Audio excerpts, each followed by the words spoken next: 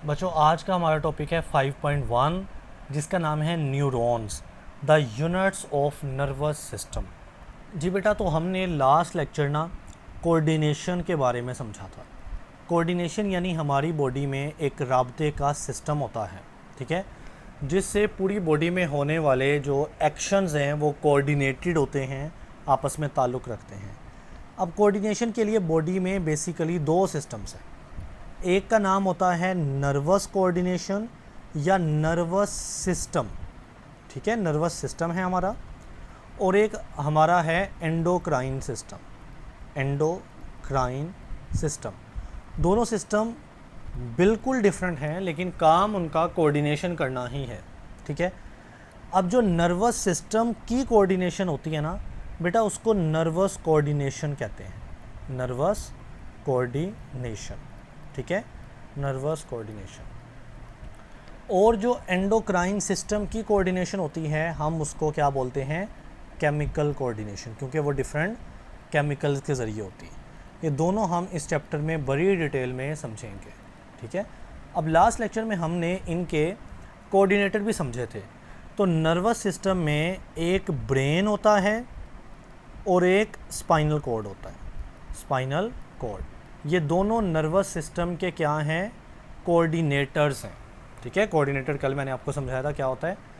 और endocrine system के coordinator में क्या आ जाता है, एंडोक्राइन ग्लैंड्स होते हैं। एंडोक्राइन ग्लैंड्स जो होते हैं वो एंडोक्राइन सिस्टम के कोऑर्डिनेटर होते हैं। और अगली बात, एक चीज़ हमने इफ़ेक्टर भी समझी थी। तो नर्वस सिस्टम में हमने पढ़ा था कि मसल होते हैं और ग्लैंड्स होते हैं। मसल और ग्लैंड्स नर्वस सिस्टम के क्या होते हैं, इफ़ेक्टर होते हैं, ठीक है, इफ़ेक्टर जिन्होंने एक्शन पैदा करना होता है। और एंडोक्राइन सिस्टम के जो इफ़ेक्टर होते हैं वो डिफरेंट बॉडी के पार्ट्स होते हैं। वो पढ़ेंगे कौन कौन से, सो पार्ट्स ऑफ बॉडी, सही है। सो ये हमने लास्ट लेक्चर में पढ़ा था, उसका कुछ हिस्सा है नर्वस कोऑर्डिनेशन, केमिकल कोऑर्डिनेशन। अब हमने स्टार्ट करनी है आज के लेक्चर से ऑनवर्ड, कई लेक्चर्स हमारे नर्वस सिस्टम के ऊपर होंगे, ठीक। अब नर्वस सिस्टम बॉडी का एक सिस्टम है ना, जैसा कि लास्ट चैप्टर हमने यूराइनरी सिस्टम के ऊपर पढ़ा ना, तो मैंने यूराइनरी सिस्टम के अंदर आपको किडनीज़ पढ़ाई थी और मैंने बोला था किडनीज़ का यूनिट क्या होता है, नेफ्रॉन। किडनी का यूनिट क्या होता है, नेफ्रॉन, यानी नेफ्रॉन मिलते गए किडनी बन गई। तो इस तरह से आज हम कोऑर्डिनेशन का पहला सिस्टम नर्वस सिस्टम शुरू करने वाले हैं। नर्वस सिस्टम का जो यूनिट होता है ना वो न्यूरॉन होता है। जी बेटा, तो यहाँ पर देखें, न्यूरॉन आज हम स्टार्ट करने लगे हैं। और ये क्या हैं, द यूनिट्स, ये यूनिट है ऑफ नर्वस सिस्टम, यानी पूरे नर्वस सिस्टम में क्या चीज़ें आपको नज़र आएंगी, न्यूरॉन आएंगी। अब पूरे नर्वस सिस्टम में है क्या, दो ही मेन चीज़ें हैं, एक ब्रेन है और एक स्पाइनल कॉर्ड है। यानी हमारा जो ब्रेन होगा और हमारा जो स्पाइनल कॉर्ड होगा, ये दोनों ही तो मिलके क्या बना रहे हैं, नर्वस सिस्टम बना रहे हैं। ये दोनों बच्चे क्या बना रहे हैं, नर्वस सिस्टम बना रहे। तो इन दोनों के अंदर क्या क्या आपको नज़र आएंगे, इन दोनों के अंदर आपको नज़र आएंगे न्यूरॉन्स, ठीक है। Neurons are the units of what, units of nervous system जिसमें ब्रेन और स्पाइनल कॉर्ड होता है। सो देखते हैं, कहता है न्यूरॉन्स, या बच्चे इन्हीं का नाम नर्व सेल्स है। अब बात को समझिएगा, एक लफ्ज़ है नर्व सेल और एक यहाँ 51 पेज पे है नर्व। फ़र्क है, नर्व क्या होता है तब पढ़ाऊँगा, लेकिन अभी आप किस पे हो, नर्व सेल के ऊपर। तो नर्व सेल, नर्व अलग चीज़ है, नर्व सेल बेसिकली न्यूरॉन का ही दूसरा नाम है। तो कहते हैं न्यूरॉन या नर्व सेल क्या हैं, ये बेसिकली सेल्स हैं, ये बेसिकली यूनिट्स हैं that transmit impulses in the body in the form of nerve impulse, okay. अब देखें, ब्रेन या स्पाइनल कॉर्ड, इन दोनों को मिलकर नर्वस सिस्टम बनता है ना। तो ब्रेन या स्पाइनल कॉर्ड का काम क्या होता है, बॉडी में मैसेज भेजना। देखिए बच्चे, कोई भी काम आप करते हो ना तो वो एक मैसेज होता है आपकी ब्रेन की तरफ से आपके बॉडी के उस पार्ट को। जैसा कि अगर आप हाथ को ऊपर कर रहे हो तो ब्रेन का मैसेज आया था, उस मैसेज को बेसिकली हम नर्व इम्पल्स कहते हैं, मैसेज को, और वो मैसेज कहाँ से गुजर के जाता है, वो ब्रेन या स्पाइनल कॉर्ड के अंदर है क्या, न्यूरॉन, तो वो मैसेज न्यूरॉन के ज़रिए से होके जाता है।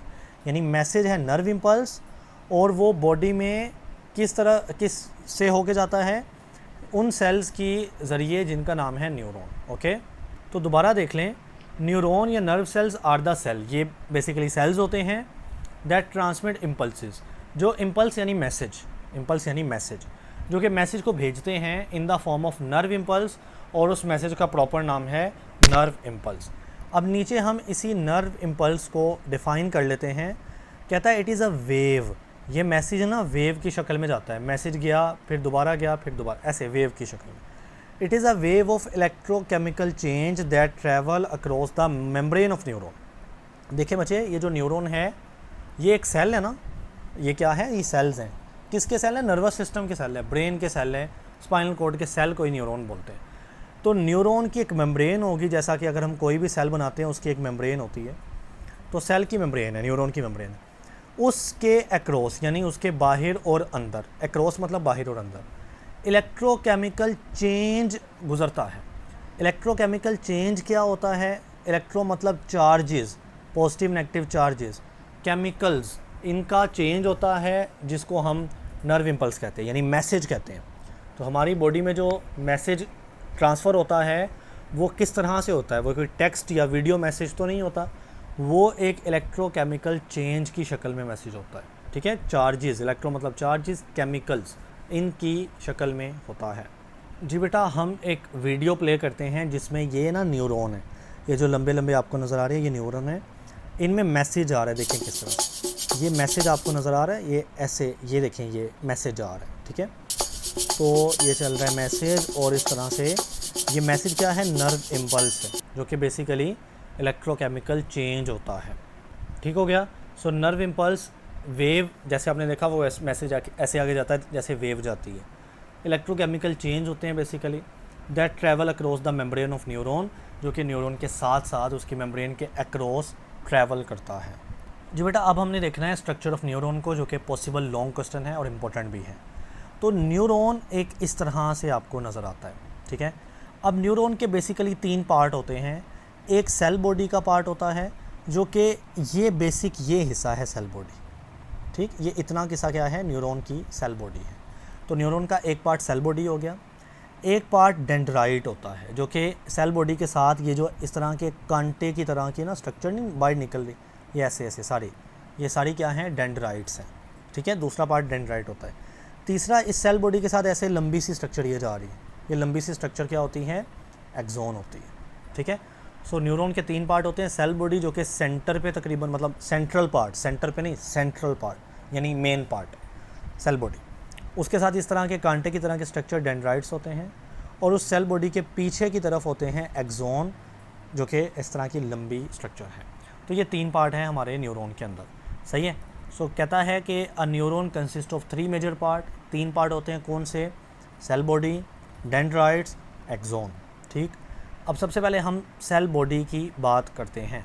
तो बेटा, अगर आप मैं इस सेल बॉडी को देखूँ ना, ये रही सेल बॉडी, इस सेल बॉडी के अंदर ही आपको सेंटर पे न्यूक्लियस नज़र आएगा, और साथ में ये छोटी छोटी सारी क्या हैं, ऑर्गेनेली। ये रेड रेड या ब्लैक ब्लैक डॉट जो हैं ये ऑर्गेनेली है। ये क्या है, ऑर्गेनेली। आप ज़हन में वही नॉर्मल सेल लेके आए ना, जिस तरह आप 9th क्लास में बनाते रहे हैं। ये एक सेल है, सेंटर पे न्यूक्लियस है, और उसके बाहर क्या है, ऑर्गेनेलीज होंगी बहुत सारी। माइटोकॉन्ड्रिया हो सकता है, एंडोप्लाज्मिक रेटिकुलम हो सकता है। तो न्यूरॉन भी एक सेल ही है, इसकी शेप ऐसी है लेकिन है ये सेल ही। तो इसकी ये जो सेल बॉडी का पार्ट है ना, वो मेन पार्ट होता है, यानी उसी के अंदर न्यूक्लियस है, तो न्यूक्लियस ही तो मेन होता है, और ऑर्गेनेलीज भी इसी पार्ट के अंदर है। तो कहता है सेल बॉडी कंटेन न्यूक्लियस, इस सेल बॉडी के अंदर ही न्यूक्लियस आता है। अदर ऑर्गेनेली दूसरी ऑर्गेनेली आती हैं, and most of the cytoplasm, और ये सारी जगह यानी साइटोप्लाज्म भी इसी सेल बॉडी के अंदर ही आ जाता है। ऑलराइट, आगे मूव करते हैं। दूसरा पार्ट क्या है, डेंड्राइट का। तो बच्चे आप देख सकते हैं डेंड्राइट ये ब्रांचेज़ हैं सेल बॉडी से, इस तरह की इधर को जा रही, इधर को जा रही, इस तरह से ये ब्रांचेज़ निकल रही हैं। ठीक है, जिनका नाम है डेंड्राइट। तो कहता है स्मॉल ब्रांचेज़, छोटी छोटी ब्रांचेज़ होती हैं, which project from the cell body, जो कि सेल बॉडी से ऐसे निकल रही होती हैं आर कॉल्ड डेंड्राइट, इनका नाम है डेंड्राइट। और बच्चे ये जो डेंड्राइट है ना, ये क्या करते हैं? जाहिर है ये न्यूरॉन है ना, ये एक न्यूरॉन है। तो न्यूरॉन का काम क्या होता है? नर्व इम्पल्स को सप्लाई करना, यानी गुजारना। नर्व इम्पल्स एक मैसेज होता है, तो यहाँ पर इस पूरे न्यूरॉन में से मैसेज ने गुजरना है। तो सबसे पहले मैसेज एंटर होता है, डेंड्राइट उसको पकड़ लेते हैं। तो ये मैसेज अगर आएगा तो डेंड्राइट इसको रिसीव करते हैं, और रिसीव करके किधर को भेजते हैं? फॉर एग्जांपल इस डेंड्राइट को मैसेज मिला, अब ये किधर को भेजेगा? सेल बॉडी, यानी ये सेंटर वाला जो पार्ट है ना, ये सारा का सारा ये सेल बॉडी है ना, तो सेल बॉडी की तरफ भेजता है क्या? मैसेज। कौन? डेंड्राइट। तो डेंड्राइट जब कोई नर्व इम्पल्स यानी मैसेज रिसीव करते हैं तो उसको सेल बॉडी की तरफ भेज देते हैं। ठीक है, इसको पढ़ते हैं।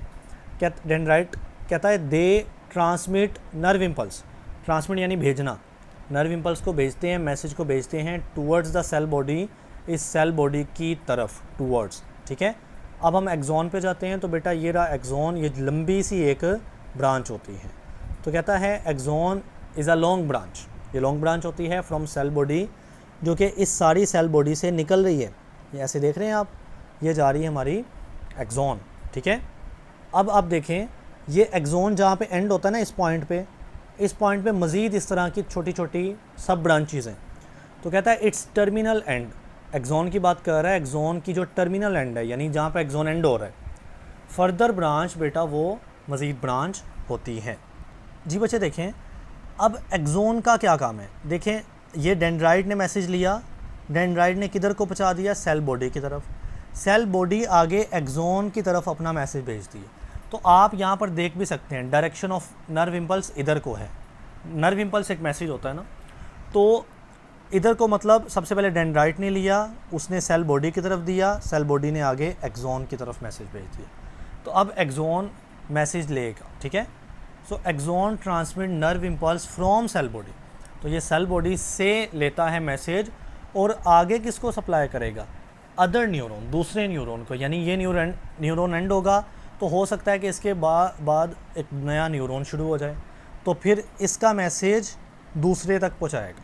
ठीक है, या हो सकता है कि बाहर न्यूरॉन ना हो, मसल या ग्लैंड हो, इफेक्टर हो, तो फिर अगर यहाँ पे मसल हुआ तो फिर ये एक्सॉन जो है उसका मैसेज अब मसल को ट्रांसफ़र होना है। ग्लैंड हुआ, ग्लैंड को ट्रांसफ़र होना है। बहरहाल एक न्यूरॉन के ये 3 मेजर पार्ट होते हैं।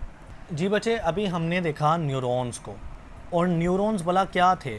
न्यूरॉन्स नर्वस सिस्टम के सेल होते हैं। नर्वस सिस्टम के सेल्स का नाम होता है न्यूरॉन।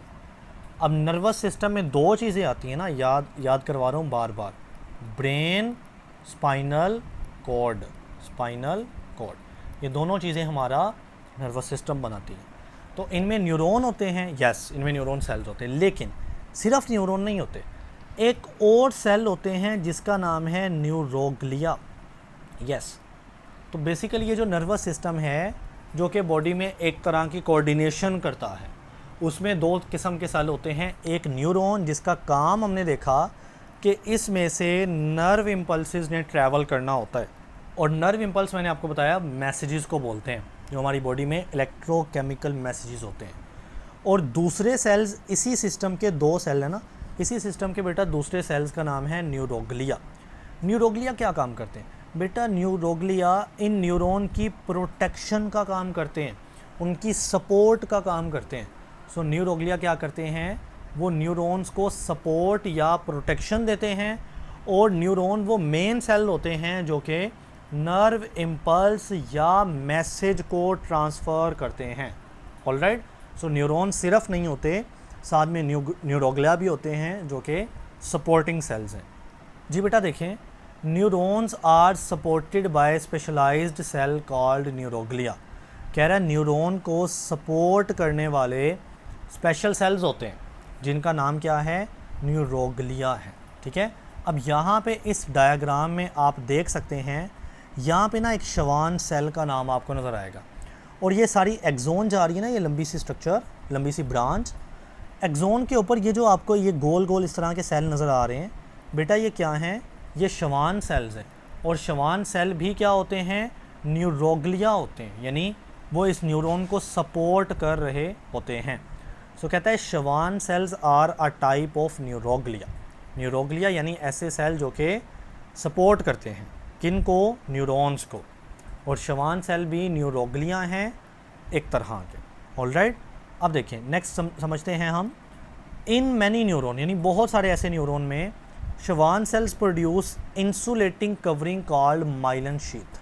बात को समझें, आपको यहाँ पर माइलन शीथ नज़र आ रही है, जो कि बेसिकली ये ब्राउन ब्राउन एक पट्टी नहीं नज़र आ रही, ये है माइलन शीथ। देखिए ये पूरा गोल गोल क्या है, श्वान सेल है, और इसने पैदा की है अंदर बारीक सी पट्टी जिसका नाम है माइलन शीथ। तो माइलन शीथ क्या है, ये एक यहाँ पर हमने लिखा इंसुलेटिंग कवरिंग है, एक कवरिंग है जो इंसुलेट करती है, चलें ऐसा कह लें प्रोटेक्ट करती है, ठीक है, उसका नाम है myelin sheath over the membrane of axon, यानी ये एक्सोन के ऊपर होती है। तो बेटा ये सारा एक्सोन ही चल रहा है ना, उसके ऊपर ये गोल गोल क्या हैं, श्वान सेल्स हैं, इन्होंने ये ब्राउन कलर की पट्टी पैदा की, माइलन शीथ है, और माइलन शीथ क्या है, एक इंसुलेटिंग कवरिंग है जो कि श्वान सेल्स ने पैदा की। और श्वान सेल खुद क्या हैं, न्यूरोग्लिया हैं। न्यूरोग्लिया क्या है, सपोर्टिंग सेल होते हैं नर्वस सिस्टम के। जी बेटा एक और बात जो मैं पॉइंट आउट करना चाह रहा हूँ ना, ये जो माइलन शीथ है, जो श्वान सेल हैं, ये सारे न्यूरॉन में नहीं होते, ये न्यूरॉन की एक टाइप मोटर न्यूरॉन में होते हैं बस। आगे हम न्यूरॉन की टाइप पढ़ेंगे जिसमें से एक मोटर न्यूरॉन है। तो यहाँ पर ये बात लिखी भी हुई है कि in many neuron Schwann cell produce myelin sheath, यानी बहुत सारे न्यूरॉन में माइलन शीथ पैदा होती है, सब में नहीं। किन में होती है, मोटर न्यूरॉन में, क्योंकि मोटर न्यूरॉन की स्ट्रक्चर बनाई हुई है हमारी बुक ने, और माइलन शीथ भी बनाई हुई है। अब बच्चे इसका मतलब हमें ये समझ आई कि कुछ ऐसे एक्सोन होंगे जिनके ऊपर माइलन शीथ होगी, जैसा कि इस मोटर न्यूरॉन में है, लेकिन हम अगले लेक्चर्स में देखेंगे कि कुछ ऐसे न्यूरॉन भी है जिनके एक्सोन के ऊपर माइलन शीथ नहीं होती।